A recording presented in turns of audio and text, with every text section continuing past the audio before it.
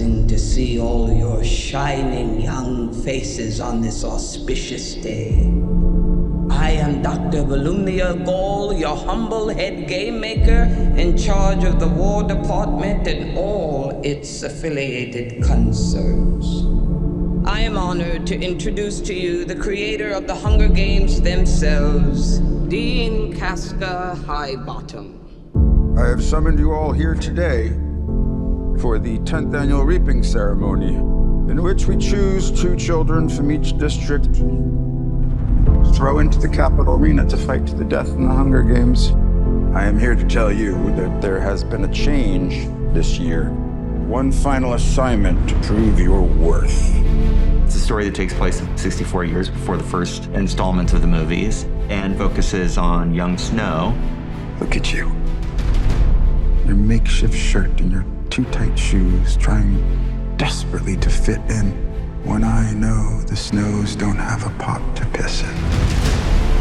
Snow is being groomed to become the man he becomes. As a mentor, your role is to turn these children into spectacles, not survivors. Persuade them to perform for the camera.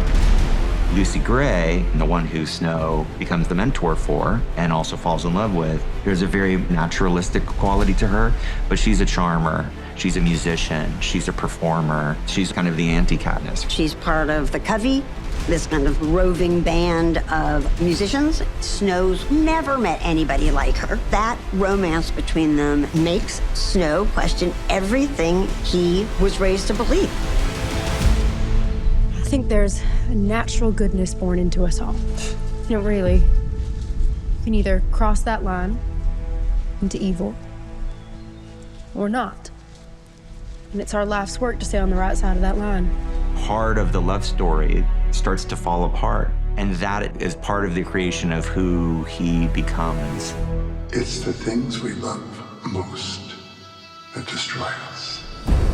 Most everybody that I work with is coming back. Trish Somerville is doing the costumes for this movie. Joe Willems, who shot Catching Fire, the Mockingjays. The one new person that I'm really excited about is Uli Hanisch, who's the production designer. We talked about the sort of look and the feel of the movie. The visuals of this movie will be very different than Mockingjay, but there's real consistency in terms of the Capitol architecture. We get to sort of reinvent the world of Panem, to sort of deconstruct what the games are that we're sort of used to and go back in time. It wasn't until I read it that I saw how much music was actually in here. And we met with Dave Cobb. He's a fantastic songwriter and producer. It's going to be fun to take all this history of British Isles music and Southern music and mash it all together in this dystopian way in this future. James Newton Howard. It's my 4th Hunger Games film with him. The musical opportunity is great. Relationships are very powerful in the movie. The good and the bad are very clearly laid out. For James and I, it was really fun to explore a new sound for the Hunger Games. Sometimes it's foot stomping and rousing, and sometimes it's haunting, mysterious, and a lot of that is based on the kind of period of the movie itself. But there's going to be some familiar elements as well. Hanging Tree is back in a completely different iteration and treatment. Here, we get to see Lucy Gray coming up with it for the first time.